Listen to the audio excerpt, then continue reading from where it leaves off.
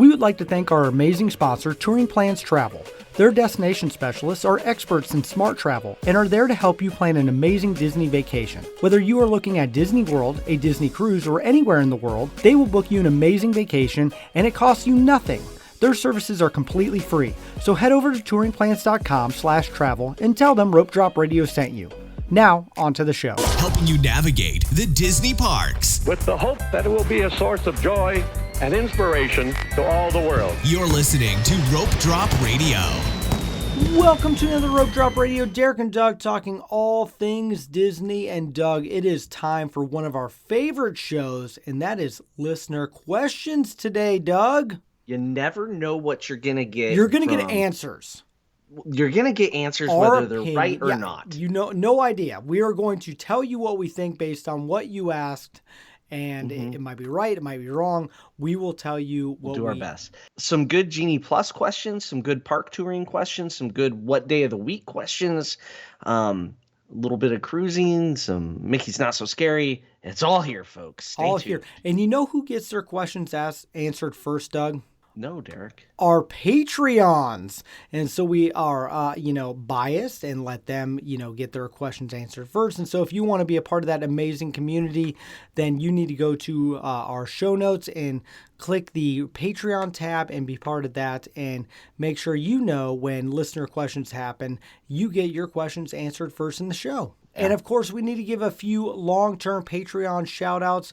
Chris in the concierge, who I'm pretty sure is on a cruise right now as we speak. No, he got kicked off just the other day. Oh, he did? Okay, yeah, good to know. I swear he is on every week anyway. Chris, I love following you and, interacting with you. Sarah, and of course, Fan and YXE. So our Toronto, is that right? I can't remember. And that's Sarah Rothan. Yes, Sarah Rothan in there as well. So thank you so much, Patreons, for supporting Rope Drop Radio and getting all the bonus episodes swag. And when this show comes out, I will be on the Wish, or at least at Walt Disney World, and you'll be getting some bonus episodes from me.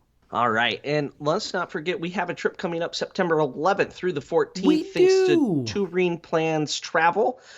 If you will be there, if you're planning on making it to one of the events one of those days, we now have a Facebook event page. You can go in RSVP, if you will, and let us know you're coming. You can put something on the message board there, the discussion. Just go hit it up. That's on our Facebook page. Rope Drop Radio is our Facebook page. Find the event and let us know. So that's September 11th through the 12th, thanks to Touring Plans Travel.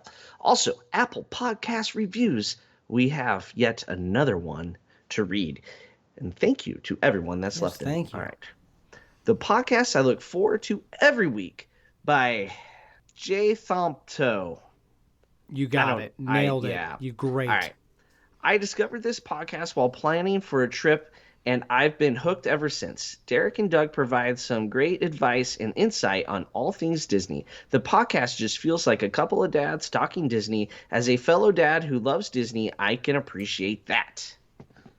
Thank you for the review. Yeah, thank you very much. Dads talking Disney, and we are going to be dads answering your questions talking Disney. So I'm going to read the question, and Doug, you're going to start. I will go into it from there. So let's dive on in. So Molly asks, is there a best time to go, or is it crowded year-round? Great question. It is, yep. There's crowds year-round, but yes, there are better times to go, but it depends on your definition. There's no longer a dead season like we used to have when we were kids, Doug. I think we just need to make that clear. Yeah, it depends on your definition of better, because weather could make it better, price could make it better, and crowds can make it better. And those are all different things. Probably the lowest crowds of the year is right after Labor Day. I think that's still consistently the slowest time of year. Also going to be your cheapest, but not your best weather. The sweet spots in January, February, very much gone. Midsummer is becoming a lower time. It is. So do not think fall. October is crazy town. Yeah. Lots of schools now have week-long fall breaks, and you can tell. So mid-December used to be a slow time of year, not so much. So crowds, year round, yes. No matter when you go, you're going to be like, my gosh, it's crowded. But there are times it's a little bit better. Like, I don't know, September 11th through the 14th That is a might be one of great the time to slowest go. times of Yes, year. join us. Coincidence, I don't Wow, think so. how did that happen, Doug? Yep. And also, I had friends of ours go a year or two ago, and they're like, hey, Christmas, that time, no one will go. Don't go during the holiday season. Just, that's busier. Insane. School breaks equals busier, except for summer now. All right, Josh asks, is Genie Plus necessary or even helpful if doing early entry at Hollywood Studios or Epcot? The short answer here is yes. Absolutely. It is. We've done early entry. I've been right towards the rope for early entry. Hollywood Studios. If you can snag a Slinky Dog, that allows you to rope drop something else. Yes. And just Slinky Dog alone makes the if you're doing the math on is your time worth the cost of Genie Plus, it equals it out. So don't think just because there's less attractions that it's not worth it, unless you have all day and you fine with standing in line all day long. But I'd rather enjoy something else the park has to offer, like the shows or the dining or just the atmosphere, rather than standing in line and inching forward. Same thing with Epcot, because you can get Ratatouille. That's pretty big. You can also get Test Track. That's usually what we choose to get. Rope Drop Soarin', Rope Drop Frozen. You could, or vice versa, get Frozen, Rope Drop Test Track. Lots of ways to do it. Definitely can be valuable, and you can get more than just that one thing. We're just saying that one thing makes it worth it already. Yeah, it's that necessary evil. You got to get it just to get that one e-ticket out of the way so you can wait in line at Rope Drop for another thing. Hey, and I've saved 20 minutes before on Spaceship Earth. It depends on the day, depends on the crowd, depends on the time of day, but man, even some of those lesser attractions can really save you. You should be able to snag a Millennium Falcon or a Star Tours for later in the day, which is going to come in clutch too. Absolutely. So yeah, definitely worth getting it for not just those two parks, but all four parks. John asks, is there a better day of the week to visit certain parks? So this is a great question. It is. Before COVID, this was a very complicated answer because you had all of the different extra magic hours. Yep. And there were different parks, different days, different times, and that impacted crowd flow tremendously. Now that every park has early park entry for on-site guests in select hotels, it's not as important. Really balance the crowds throughout the days. You don't know what to avoid at all costs. So here's what we're heading into, though, is party season. Yeah. Once we start hitting parties, the Magic Kingdom changes. So if you don't have a hopper and you want to watch fireworks, you can't go to the Magic Kingdom on a party day because you're going to get kicked out before the fireworks happen. But you're not alone. So a lot of people are going to go on a non-party day to the Magic Kingdom, therefore artificially inflating the crowd at the Magic Kingdom on those days, therefore making it more miserable. So if you have a hopper, we recommend rope dropping the Magic Kingdom on a party day, hopping away after 2, go somewhere else, and then on a non-party day, you come back with the mobs just to catch the fireworks, if that's what you want to do. So there you go. That's when it matters. The other place I would say it matters, Derek, is avoid Epcot on Friday and Saturday nights. Oh my gosh, if it is food and wine or any party, avoid Epcot like the plague Thursday, Friday, Saturday. I mean, you know what's great is Epcot on Tuesdays and Wednesdays. I did that last trip. I was like, oh, this is nice. We're going to be drinking around the world on a Monday night. Oh, that's perfect. Come join us. Yeah. So there's a reason we're doing that instead of a Saturday. So there you go. Yes and no. Also, Hollywood Studios, busy all time. I have given up trying to figure out when is a good time to go to Hollywood Studios. If Fantasmic comes back on a not everyday schedule like it did years ago, like 2008, 2010, 2012, that's really going to impact Hollywood Studios. So hopefully when Fantasmic does come back, it's every day and not like every other. So that's something to keep an eye on if you have a Also, trip with the out in the future. Halcyon, it could be every other day as well. Yeah, but I don't know how much 200 people impact things. Let's be honest, Galaxy's that's Edge, not it that could big. a little bit. We're Everywhere talking else in the high park. capacity I know. I'm rides just when they saying. work. At 200 least- people. Okay. Just trying to help the You're question thinking out on too that. hard. Don't I think am. that hard. Don't Yes. think that hard. I think when it That's comes to way Disney too travel, much. there's never thinking too hard. So, all right, Ricardo, I love it. Now with the Wish at Port Canaveral, is land and sea trips more or less appealing for first timers? I would say it's the same. Yeah, Dream was there. It's Dream Part 2. There was tons of people on my sailing of the Wish that it was their first cruise ever. Because remember, this was originally out there bookable, and then they canceled the inaugural sailings and moved everybody, and it was free for all. So, like, I was added to the sailing later, so you had a bunch of first timers on there already. It would have been like sailing 20-ish. They all had a blast. The people I talked to, definitely, and we'll talk about this more later in the show too. But not a thing to worry about. Still appealing. Yep. I think it's great, though. Land and sea adventures are, as I'm going to be doing this as this show comes out, something that I want to do more of and looking forward to. So that's going to come out, I think, the next week, my trip report. Or no, 2 weeks. No, a couple weeks. 2 weeks. There you go. See, I'm going to be gone so long that we have a couple shows coming out. So really excited for that. So, Ricardo, good question. And you have a couple more. Pick your favorite, Doug, walk-on ride in each park. Oh, for each park. Yes, favorite walk-on. Ricardo wants to know your favorite walk-on each park. Do this rapid fire, Yes. right? Magic Kingdom, People Mover. Yo, I got the same. Got it. Epcot, Spaceship Earth. I had Living with the Land. Oh, that's a good one. Yes. Hollywood Studios. I don't know that exists. Animal Kingdom. Triceratops. Space, Yes, I you think got that's it. the only You one nailed to it. pick. I wrote these down, Doug. You got it. So there you go. Okay, Perfect. Ricardo asks favorite show at each park. Carousel of Progress.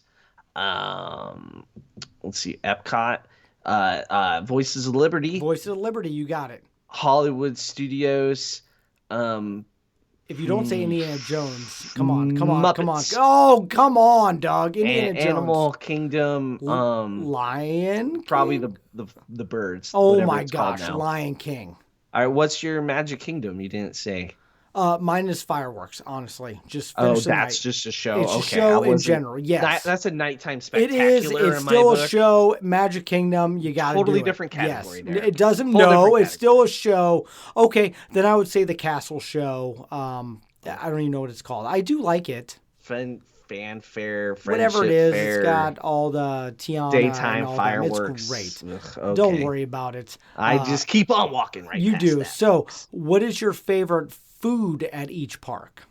Like, let's set some boundaries here because we're on different paths on that last thing with your fireworks shenanigans. What are you calling food? Like a snack? I was going like snack.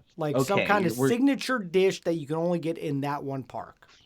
Well, I mean, Dole Whip you can get all over the place now, but can I still I will say give you Dole Whip because I'm going to go Gaston cinnamon roll. So there you go. Epcot, something special there that I like. Let's go school bread. How about you, Darren? That's a good one. I didn't have Epcot planned actually, which is all terrible. The snacks because all the snacks, I struggled. Right, I couldn't write anything in this category. So it's literally Hollywood like Studios. Whatever is that e-ticket eating around the world part at Epcot. Okay. I was going to originally I had Sushi Donut and then realized that it's not all year round and that kind of depressed me. I will give it to you. Okay. And the Hollywood Studios used to be the carrot cake sandwich back when we had sweet spells. Don't get it as much because, I don't know, Starbucks ruined it. So I'm going to go with the Min and Bill's Dockside Diner malt or shake, which is really just a Frosty. Wendy's is getting copyright issues there. I was going Ronto Wrap / Pop-Tart. Okay. That's a weird combo. Do you make a sandwich? No, I don't eat the Ronto Wraps, but I know enough people love Ronto Wraps. I love the Pop-Tarts at Woody's. They said your okay, then I will go with the Pop-Tarts. But I feel like if we don't say something Star Wars in any of the categories, people are going to wonder about us. Well, maybe they should have made the food better. Oh, wow. Blue milk could have been good. You know, when they did Star Wars weekends, the Min and Bill's Dockside Diner, they did a blueberry milkshake for blue milk, and it was phenomenal. And I had it multiple times over multiple days. I had that more in one weekend than I've had blue milk in 2 years. Okay. Yeah, that's saying something, right? That They is, had that it is. right. They had it right, and then they tried too hard. Shame on them. Animal Kingdom? Animal Kingdom. Can I say Dole Whip again? No. I guess you could. I don't. The Ponga Pong. No, is that what it's called? The Lapu, the pineapple cream cheese dessert. It's great. Yeah, you got it. Pandora. I can't remember. You nailed what the it. name Yes, is. I named the drink and the snack. You did. One of them. Both are really great, and I'll take the other one. The other thing I love in Animal Kingdom is they do have signature soft served with whatever movie is coming out at the time. They do that, yeah. They do. So another snack that's really good at Animal Kingdom is the if you're gluten free, the gluten free churros at Tambu Lounge. Is it not Tambu? No, that's Tambu not is in right. the Poly. My gosh, what's the lounge with Tiffins? Nomad Lounge. We went to Nomad. They had the gluten free churros, which sounds like, why are they still called churros? Yep. They were so good. I don't know what they're made out of, but something very tasty. Okay. So I would have them again. There you go. That was a good one, Ricardo. You show. Always do a great job asking questions. This next one's a quick answer. All right. Is there going to be any park announcement related to D20 at D23? I will be there, by the way. And yes, there absolutely will be something. I have no idea what. There's no rumors right now, but OMG, if there's nothing, it's going to be ridiculous. Heads will roll. Yeah. All right. Quick answer there. The question is, will Dick Van Dyke come out and do something else? I mean, why would he? Release something He's in got to Epcot. be mad. Like, he's probably going to show up at Epcot. I want to go on the ride I announced. Exactly. Like, sorry, Dick, there's no attraction. Oh, such a fail. All right. Lorraine asks, what is your favorite Disney cruise ship? The one that I'm on. The one that you're on. Well, I've been on all of them multiple times, other than the Wonder and the Wish. I've only been on those once. I'm going to go with the Magic's been my favorite lately, but I mean, I did just spend 9 nights on it, so I think it's a little impartial. Ask me at the end of the year, and it might be different. Okay. I've only been on the Dream and the Magic. I got the Wish when this comes out, but I did love the Magic. I loved most of all the smaller size, and that you basically felt like you had Castaway to yourself. That's one way to look at it. Yeah, that was it. That, like, Castaway half capacity is amazing. Man, I've had Castaway at quarter capacity now after the restart, so how do you go back after that? It's tough because we had a lot of people on the Wish it was tough, I'm not gonna lie. All right, moving along. Andrea asks, what is your most magical Disney experience so far? That's a hard one. There's a lot of different magical things, from being in a magic show on the Fantasy with Claire. That was pretty cool. We did one of the the Yes programs with Sam and Alden. That whole thing was pretty magical. Just the atmosphere sometimes can do it. But I think the most magical, if you want to get real weird here and personal, the first time we saw the castle again after the shutdown. Oh, that was nice. That was kind of like, there was a stretch where you're like, who knows? You and I were together. Yep. It was us and Michelle and Alex, and it had a special je ne sais quoi. It did. Seeing that again. It was magical for sure. For me, I actually discussed with a friend of mine this last week, and he was like, I don't want to take my kids to Disney until they're tweens. And for me, the most magical experiences has always been my kids, when they're 3, 4 years old, maybe even 2, meeting the character of which they love. So Callum meeting Mickey Mouse, and Declan meeting Buzz, and Olivia meeting Ariel for the first time. Like, as a parent, there is nothing better. Like, I'm emotional just remembering those situations and seeing the big hugs and the pictures. Like, we have those pictures framed all over our house. And so that, in my mind, is the most magical moments for us. And that's just me as a parent seeing my kids fall in love with Disney. Yeah, I almost and said also that. You and I going to the Halcyon. Well, the Halcyon's pretty magical, but that's a different kind of magic that had midi-chlorians involved. But the one where Samantha was 2 and she literally jumped and tackled. She didn't mean to tackle Annie from Little Einsteins. Oh, wow, and if you that's don't know who dating Little yourself. No, I got Einsteins it. are, go look them up. It was fantastic Disney Junior, not called Disney Junior back then, but show. And we waited and waited for Annie, and then she like jumped and just took her down to the ground. So then they sat on the ground and had a nice little meet for a while. Annie was okay. I like it. Wow, I'm glad she's okay. Yeah. Moving on, Ryan asks, the family and I are going to Walt Disney World for Thanksgiving and have a trip planned to Disneyland in the summer of 2023. What Disney Railroad will we ride first? Best question of the show, Derek. That is... Good luck. Right. Hey, they're training right now at Walt Disney World. They're there. They are there. You can hear it if you listen. It's July now. 3 months would be August, September, October. So 3 months of training. The track's not done. When's Tron gonna open? You know they're gonna try to get stuff. Why would they train people if they're not planning on opening? You saw Kite Tales, right? I mean, come on. They train for silly things. Wait, have you seen Kite Tales? I've never seen Kite Tales, and I've been there multiple times. Never will either. I know, it's gone. Same anymore. Yep. It's already done and gone. Yep. Well, it's not gone. It's reduced. Walt Disney World. I'm going to say there's a 75% chance it's Walt Disney World. They are training right now. We have a picture. We have pictures. I took pictures of track that got laid down when I was there. I think that the Walt Disney World Railroad is going to be open for the holiday season. And I hope so because Carry the Two, it's been down for a long time. Like, it's been down longer than one of your children have been alive. Which is weird because that's the kid that is obsessed with trains. And that I'm pretty sure if we got on said railroad, we will ride it and ride it and ride it. And that's our whole day. Oof. I mean, yeah. It's a good day still. It's not the worst. Nope. The park's just missing that kinetic energy, especially through when the Frontierland and Main Street. Main Street. That I feel like we're missing that. Yeah. So when did it close? 2018? 2017, 2018, somewhere in there. Yeah. That's a while.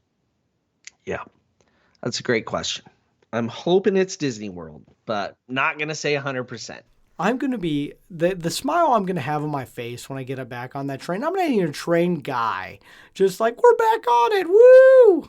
We went many trips without riding the train. Yeah. We would hop on it out of convenience to get to the front of the park. I have a feeling that it's one of those things that when it comes back, people are going to be booking trips just to do it. Oh, yeah, for sure. Because trains are popular. They're back. People are fanatics. And that's a classic. Yes, it is. All right, Joe asks, what has changed the most in terms of visiting Walt Disney World since 2019? I need to get back up to speed quick. Well, so this could be a whole show. This is Joe, back to the mouse. Joe. He's going to be there with us in September, so that's why he needs to go. He got we're going to rat him out right here. He got a Universal annual pass instead of renewing his Disney one, and so that's why he has no idea what's happening. So, Joe, there's these little things called park passes. Mm-hmm. You no longer get 3 fast passes a day. Yep. You have to, get up early and try to make your fast passes. But they're called lightning lanes now. Yep. But there's other lightning lanes that are called individual lightning lanes, and you have to buy those in addition to the ones you've already bought. Cost more. You can't hop till 2, so you're hostage to have lunch in the park you go to. Worst. What else is new? There's no Fantasmic. We're still waiting for everything to be back open again like it was back in 2019. But, I mean, most of it's We're like 95% there. We're getting there. We need Fantasmic. We can hug characters again. We can hug characters, which is really weird when you get off a cruise ship where you social distance from the characters, and then all of a sudden Mickey's trying to hug you, and you're like, get off, get off. What are you doing, Mickey? That was me, but I say that anyway. When it comes to booking dining, that's definitely not the same as it was back 60 in days. 2019. I like the 180 I do days too. because we could beat the average schmo to the punch. Yes. 60 days, too many people are booked. Room availability is harder, so book earlier. Yep. I think that's a thing. Discounts, not sure what those are. What? Those are gone. What? I didn't hear what you said. They have discounts, but like there's like a room available. The other thing is you don't have the dining plan right now, which really messes with me. Yeah, some people love the dining plan. I love it. I'm not going to lie. So a lot of things different since 2019. I think we got it in a nutshell. Just follow us, Joe. You'll be okay. There you go. And I'm sure he will. He also has the best hat on property. That's right. That's all you need. You wear that hat and you're in. So Joe also asked, do you need to book concierge on the Wish to get a chance at doing things? And along those lines, are there too many concierge rooms on the Wish to fully enjoy it?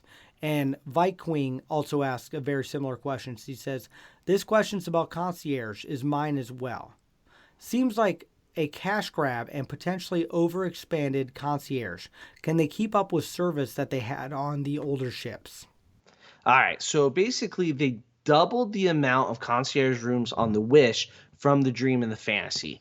So can they fill the rooms going forward? I think so. The 3 and 4 night cruises really are a bread and butter for Disney. No other cruise line puts one of their top ships on the 3 and 4 night. They put their old crummy ships. So their competition on the 3 and the 4 nights is weak. And entry into cruising with a family, 3 and 4 night works great. So I think the demand will be there. There's lots of people with money and they will find their way to concierge. I don't think that's going to be a problem. The problem therein is there's more concierge rooms than there are cabanas on Castaway, which is why Lighthouse Point needs to get finished yesterday. ASAP. Like, that's a problem. Palo, we're platinum. We checked in for our next cruise. We could not get Palo for any time on the Wish, and we're platinum. Right there, midnight Eastern. No chance shutout. for me at Silver. Oh, there's... No. Yeah, so then you're reduced to wait in line the first day on the cruise to get put on the wait list. So, yeah, there's not enough offerings for all the concierge to have and be happy. I'm not sure how they keep the concierge guests that know what they should be getting happy. But if a lot of them are first-time concierge guests, they're going to be fine. That's the difference. Is I think the Wish is going to have a lot of first and second timers or people that have only done the Wish. I've met platinum people that have like 20 some sailings that have only done the Dream because the 3-night sailing is basically a long weekend and they can do that. They drive to the port over and over. They can get off Monday, get their kids to school. Boom. So the Wish, I think, it's a different crowd, and I think they'll be fine. Now, if they were sailing 7 nights east and west over and over like the Fantasy does, that will be different, and that will be interesting to see when the next ship rolls out. But for now, I think we're fine. All right. I will give more of an update on this after I sail on the Wish when this show comes out. Not concierge either. I wasn't myself. Not even close. Lots of concierge space. So as far as amenities, there's more for them. So keeping them happy, there's more of a concierge lounge than any of the other ships. So they have that going for them. Looking forward to that day when I get to cruise concierge for sure. So, all right, John asks, what would be the best way to surprise your spouse with an evening at Mickey's Not So Scary Halloween Party? As of time of writing, she does not know, but we are already going to be in the Disney area. As a food blogger, I do have a Topolino's breakfast reservation the morning of Mickey's Not So Scary Halloween. Also, I'm just going to say, surprising your wife with a thing that you should probably dress up or do something. I don't know. I'm just saying, you might want to let her in on the plan a little bit. How strong is your marriage, John? Yes. This is like if I did this to my wife, she would be irate. She's like, we need to coordinate an outfit or something. This is our friend John Self, by the Yep. way. Yeah. Topolino's, that sounds good. Late breakfast, meander around, go to the party. I would surprise her with the costume that you've picked out and you've chosen to dress your wife in for and good evening. luck. Yes. That I is don't- not what would work in my marriage, but great, John. I'm glad it works for you. It might. Yes. I mean, how else would you surprise them if you want to do it on site? Just like, here, I got a little gift for you, and it's the costume that you're gonna coordinate and wear. Maybe you're gonna be the couple from Up. You know, how do you go wrong there? She can't say no to that, Derek. I laughed when you wrote this, John, and because I was thinking of my own marriage, and this would not fly at all. But you know what? Maybe you do something special and you guys go to a gift shop, or you're at Disney Springs. I know you love to go there, and you get something that you guys can match and coordinate when you go to the party. Yeah, I don't know. Good luck. Good luck. Godspeed. In fact, here's the thing. Tweet at us and let us know how it goes. That is what we want to know. And please share a picture of whatever it is you guys decide to dress up as. Because if you don't do anything, I'm going to be disappointed, John. Got to do something. Yeah. Got to have some sort of costume. The heavier and hotter, the better. No, I'm joking. Don't do that. Yeah, don't do that. Yeah. So Derek tried that once. One time. In fact, that picture popped up, and I was like, oh, yeah, that was a bad choice. So, all right. Lindsay asks, staying on property for the first time ever, haven't been to Walt Disney World in 12 years, going with Caribbean Beach. What do I need to know? Tips, tricks, anything in particular to scope out at the resort? Looking forward to the Skyliner and Riviera next door. Well, Lindsay, my favorite part of this question is, haven't been in 12 years. What do I need to know? Like that, I mean, that is a whole book. I mean, how we could do a whole. It's called The Unofficial Guide to Walt Disney World. No, the fact that you're listening, podcast. You're already headed in the right direction, right? You're listening to the show, maybe have the unofficial guide, reading some blogs. You're good. You're headed in the right direction. You know the right things. Caribbean Beach is great. I love the resort. I would ask for Jamaica. I would put in a request for that and try to be close to the Skyliner. You can look at the building numbers and request one of the closest if you want. That would be the only real deep cut tip. Otherwise, knowing just the stuff in general, get there 45 minutes before that early entry rope drop. Try to shoot for that. The buses start earlier than they tell you. You know, we've covered stuff like that if you're listening. But those are the big keys. Be early. Just go and try to enjoy it. Be ready with your lightning lanes at 7 a.m. so you get the first things. Just go enjoy being on property. The changes in 12 years. Look at your old photos from 12 years ago before you go, and then you can see how much has changed, because a lot has, especially Hollywood studios. So there's no hat. No. A lot has changed in 12 years. One of the things you asked was anything particular about the resorts.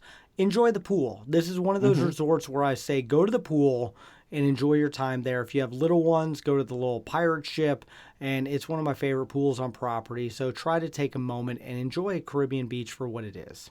And with the neighboring Riviera, also you can get over to the beach club, yacht club, boardwalk. Yep. You could book dining, like Topolino's breakfast is a great character meal. Also, characters are coming back to Cape May. You could have it with John. Maybe. I'm just saying. Yeah, there we go. So, all right. Matt asks, any thoughts on what is going to happen with the individual lightning lane rides that have been temporarily moved to Genie Plus, Everest, Space, Frozen, etc. when August 7th rolls around? Do they stay with Genie Plus, go back to individual lightning lanes, or does everything get changed around? So the last time they did a temporary shift of these attractions to Genie Plus from individual lightning lanes, they went back to having 2 individual lightning lanes in each park. Yep. Granted, it did not last very long. Not long. So I expect that since they gave us a date, it's going to go back. Yeah. Because this date is practically tomorrow when this show comes out and when you're listening. So you may already know the answer, and this may just be humorous nonsense. But I bet it's going to go back for a couple weeks to a couple months. And then before October hits, I bet they're right back to the way they are right now, because they're going to need the capacity with Genie Plus for October. September, they can get away with things because it's the low crowds. So you say this is kind of testing the waters a little bit, Doug? I think that's what they did over the summer. Yeah. And the fact that they didn't undo it earlier to make money means that this is a system they're probably going to roll with, and we'll see how fast it comes back. Okay. I could be totally wrong, though. No, I agree with you a little bit. That it'll be interesting to see what happens, especially this fall and winter for sure. And of course, Magic Kingdom's going to get an upheaval, hopefully by the holidays, with Tron coming back. And who knows when Guardians... Back. I mean, finally coming out. Finally, yeah, arriving, landing, Troning happening? I don't know. Okay. Downloading. And who knows when Guardians of the Galaxy will switch over, potentially have a standby queue that could impact. It doesn't necessarily impact this question, but it's going to impact the flow of things. Absolutely. All right. Magic Key Mama asks, I have a trip planned in January.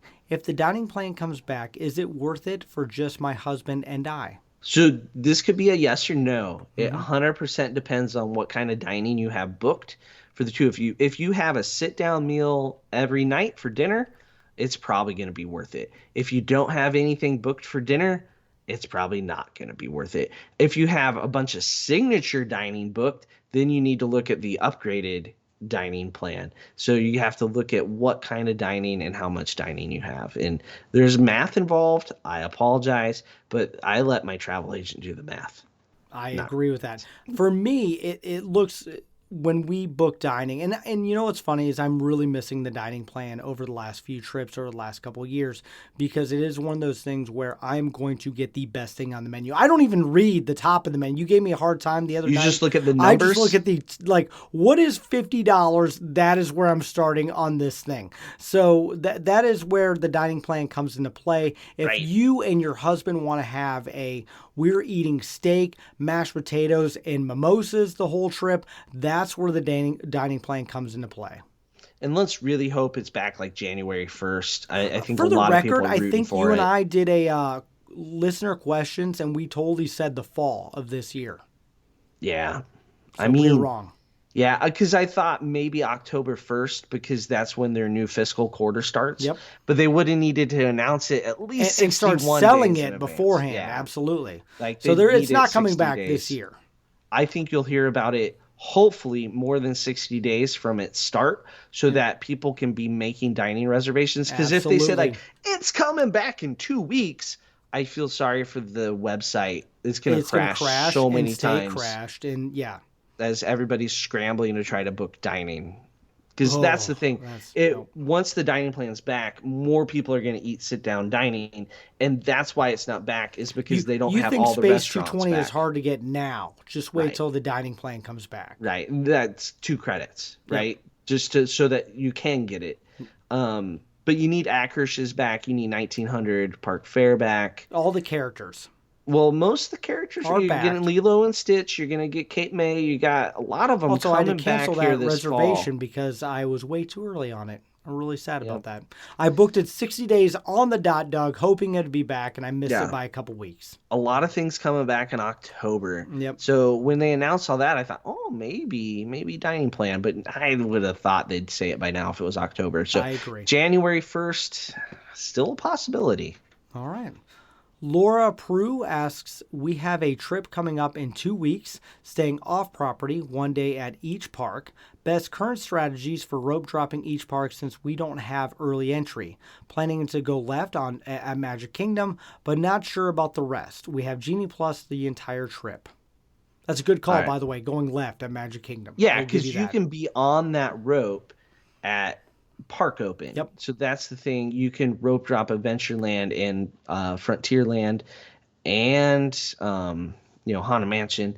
Those aren't open for early entry, just Fantasyland and Tomorrowland. So you go left and you'll be at the front of that crowd. So it's like a regular rope drop, except you still have to go do Fantasyland and Tomorrowland at some point.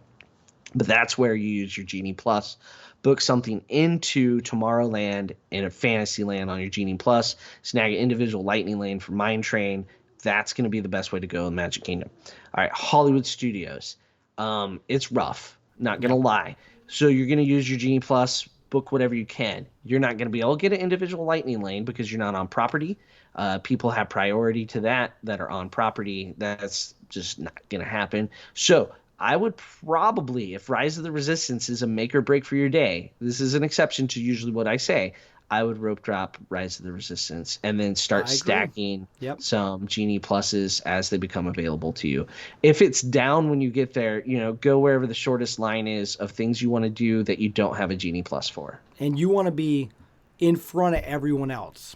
Like you want to be the first person in line who's staying off property. Yep, and just run there. I like it, especially for Hollywood Studios. And you're going to beat a ton of people that are on property if you're at the front of that mob for the off property, because a lot of people get up like, yeah, we're going to make it to early entry, and say the park opens at 9, early entry is at 8:30. Most of those people get to the park at 9:45. Like, they had all the intentions of the world, and it's 9:15 by the time they get. They underestimate travel time. They underestimate security. They underestimate how much far they have to walk. Park at the TTC and get over, especially at the Magic Kingdom. Yeah. So don't think you're going to be behind everybody, because if you're still there on the rope for the off-property rope drop, you will beat a ton of on-property people. They're still all going to stroll in at 11. Oh, we got 2 more parks there. I was going to say Animal Kingdom. Do you go Flight of Passage, Doug? No, I think if you can buy it, you try to buy it. Mm-hmm. That's always going to be the rule. If you get a Safari Genie Plus, I would go Everest. If you get an Everest Genie Plus, I would go Safari. Yep. And then there's always Dinosaur too, but I would you could do that later in the day. And Top Spin, just saying. As always available. And Cali River Rapids if you hate yourself and want to get soaked in water. Start the day. That's how you do it. Yeah, start the day. There's no line, folks. Did we talk about Epcot at all? No, we have not. Okay. So try to get Test Track Lightning Lane. That's going to be your best play. And then Soarin', that's where I was going to go. Is perfect, because the first wave of rope drop from early entry will be into those 3 theaters and out. Done. Yep. And then you basically go in the next wave. It's a great rope drop for off property. It's the best one. Then you have to decide, do I stand in line for Frozen or Ratatouille? Or if you can snag a Ratatouille as the day goes on, or Frozen, something to keep an eye on those times and where they're available. But you can just go jump in line and give it an hour, 45 minutes of your life. That's it. I agree with that. No, nailed it perfectly. Or you just start eating and drinking around the world. That too. That's a good strategy. Yep. It's a little early for that, but that's a good strategy. If you're at Epcot, never too early. Those booths aren't open. They can't do it when they're not open. I'm just what saying. Time do you think Soarin', living with the land, and you start making your way in there. Anyway, Brittany asks, after some of the things you didn't like on the Wish, would you still go on it? This goes for you, Doug. Yes, so there was some things we were upset about, like Table 407. Why does it exist? It shouldn't. But we loved it. We enjoyed it. It's only going to get better service-wise as the crew gets more familiar with it. And we're booked for it in November. So obviously, you like it enough. Gonna go on again. We're going Black Friday. So if anybody's sailing on Black Friday, say hello.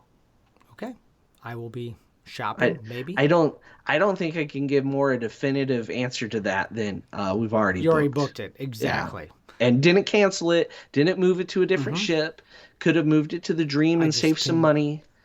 Right? Oh, when this show comes out, Doug, I will be on it. So, Brittany, I'm going to answer that question in a bonus part of my trip report. How about that?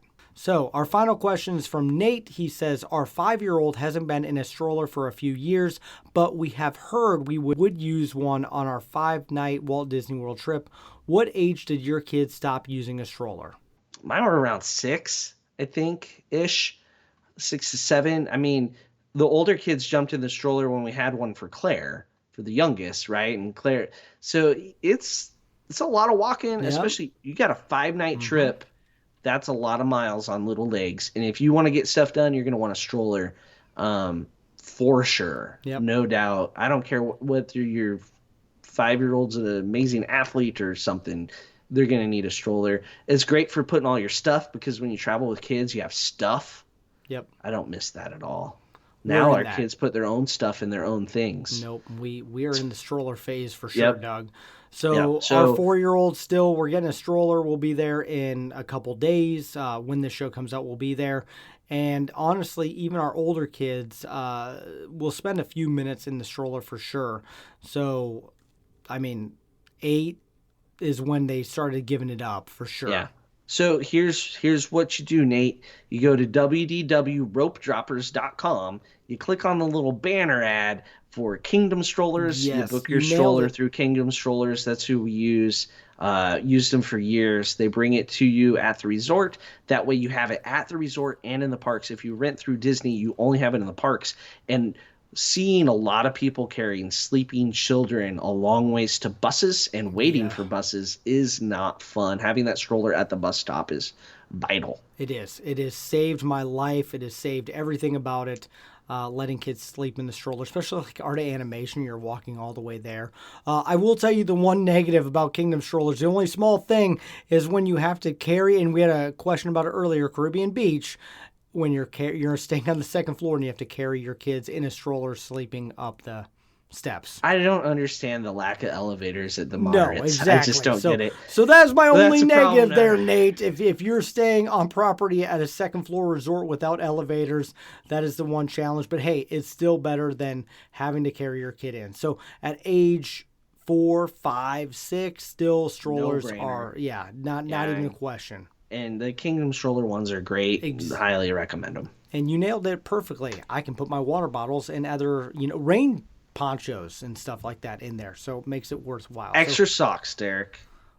In a stroller? Okay, maybe someday. So there you go. That is all the questions that we had on this week's Listener Questions episode. We do have a question that we'll be answering on Patreon, and that's a question that we got is for Doug and I. Since we go so much, have we ever thought about moving or living in Florida? And that is way too much to discuss on just a regular episode. So if you want to hear our answer on our Florida residency, you're going to have to go into the Patreon page. You can find that in the show notes. Click that and hear more, and also all the bonus content that we have as well. And of course, if you want a book a trip to Walt Disney World, Disneyland, Disney Cruise, any of the things, you're going to have to go to touringplans.com/travel. Click that Rope Drop Radio link in there. Let them know that we sent you and start planning your amazing, awesome vacation. And of course, if you ever have questions, you'll have to go to @RopeDropRadio on all the things. Let us know. We love, Doug, this is our favorite type of episodes. We love talking to you. We love when you ask us. And most of our answers are sometimes right. I think so. I think we did good tonight. Unanimously right. Yes. Is that a thing? Yeah. Well, I mean, you and I, we chose they're good. And so, yeah, we nailed it. So thank you guys so much for asking the questions, following along. And, of course, most importantly, leave a review so we can keep asking them. But we need to get to the Patreon episode. So for Doug, I'm Derek. You've been listening to Rope Drop Radio.